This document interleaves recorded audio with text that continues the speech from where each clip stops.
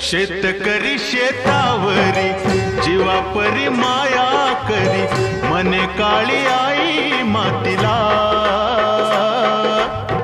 आनंदाने काळी आई भरभरून त्याला देई, डोईवर हात धरिला.